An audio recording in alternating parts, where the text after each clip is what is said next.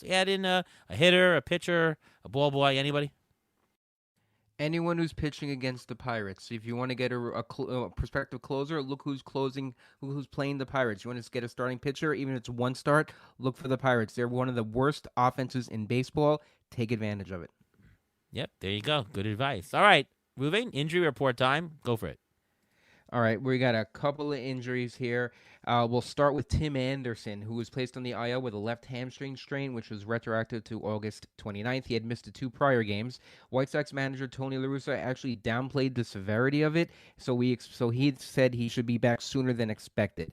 Wilson Ramos, not that many owned him in many leagues. He was a catcher in Cleveland. He's tore his ACL and sprained his MCL. He's having surgery. He's done for the year. Brett Phillips, a guy people picked up for stolen bases, is on the IL with a sprained right ankle. So even if he does come back, it could affect his stolen bases down the stretch. So that's something to think about. Lance Lynn was placed on the IL this week with right knee inflammation. He's only expected to miss one start. Let's hope it's only one start.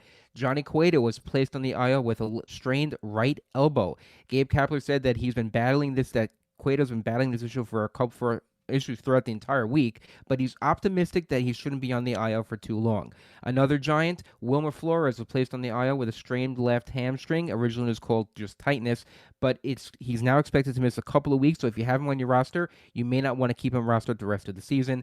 John Gray was placed on the IL with right forearm tightness. We don't know how bad it is, but they're expected that he'll only miss one turn through the rotation. When you hear right forearm tightness, you don't think it's just one miss through the rotation, so be aware of that. Some updates on some injured players. Gleyber Torres, Aaron Boone actually said on the radio the other day that Gleyber Torres should be back for this weekend. So if you have him and you have lineups that reopen and you can lock them up on Friday, they're playing Baltimore.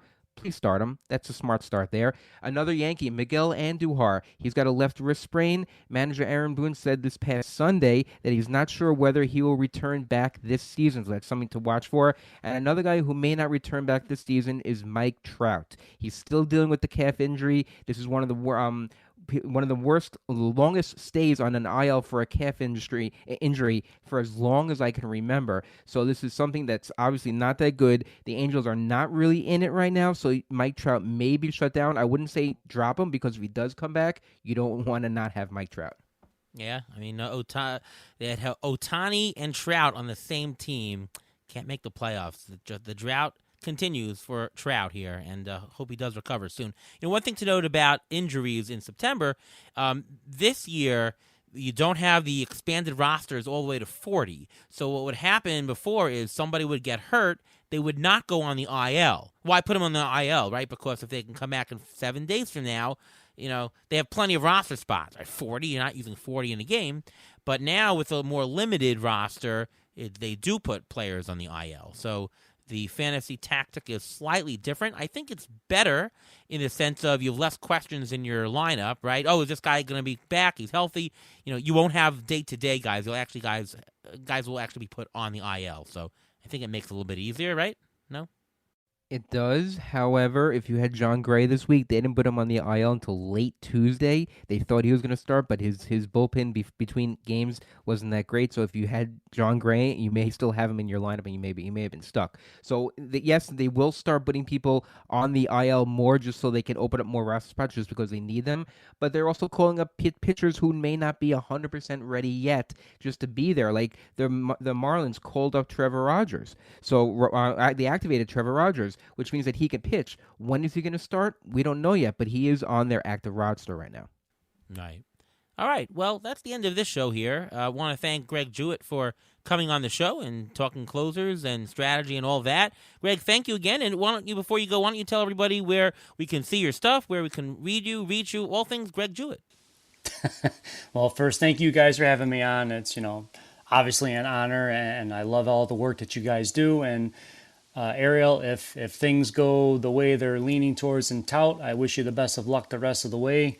If I'm not going to be matching up, but it is what it is. It's been a great season, and I really enjoyed getting to know you a little bit through messaging and things of that nature. And I respect what you did in the early draft and everything else. And again, you had a strong regular season team. Hopefully they can do the work in the playoffs if Clay Link takes me out this weekend, but we'll see how it goes. As far as everything for myself, it's at JEWETT9, as you said in the intro. I post my closer charts daily, and I also pin them. So if you want to see them, and once you find me on Twitter, you can go right to there. It's the pinned tweet, and you pop it right open, and it brings you to the page. You can bookmark it. I also run, I do SGP ranks on there. I do for the whole season. I do the last 2 weeks, and I also am keeping track of the second half, and I have a saves tab, and I also do a souls for those that do save plus hold formats. My articles for The Athletic on closers post on Tuesdays. I think I have three more left here, or actually maybe 4, since we just started September. So my last one, I will do a much too early rankings for 2022.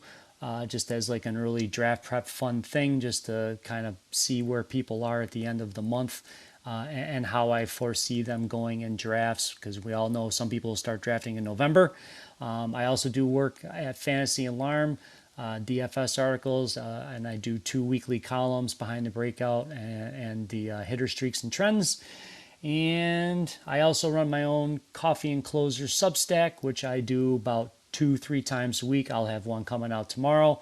So again, you can find that right in my bio on Twitter as well. So again, thank you, Ariel and Reuven, for having me on. It was an honor, and hope the information gives people things to think about as they prepare for next year.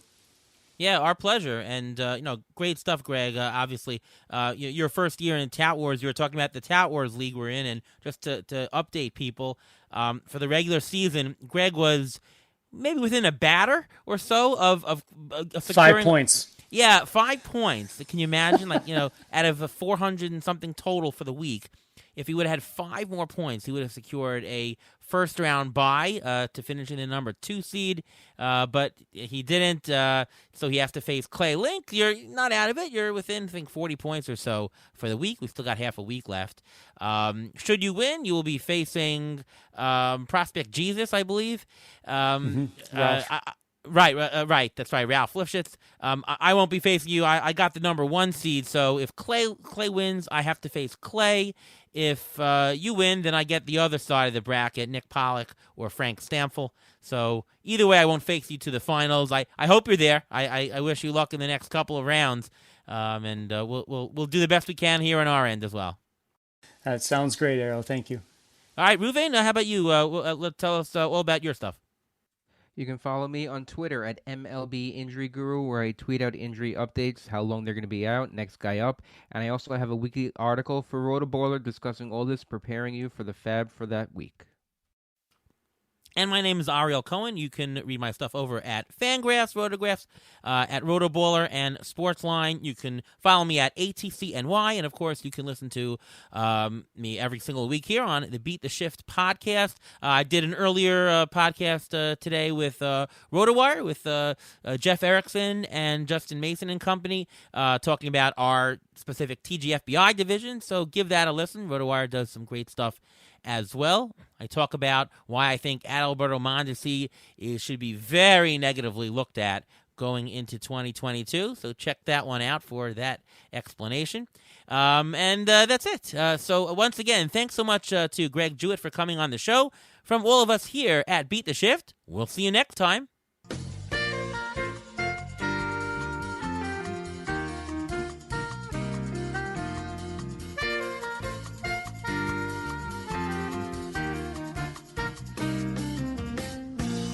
Thanks for listening to the Beat the Shift podcast presented by Fangraphs. Follow us on Twitter at beat_shift_pod.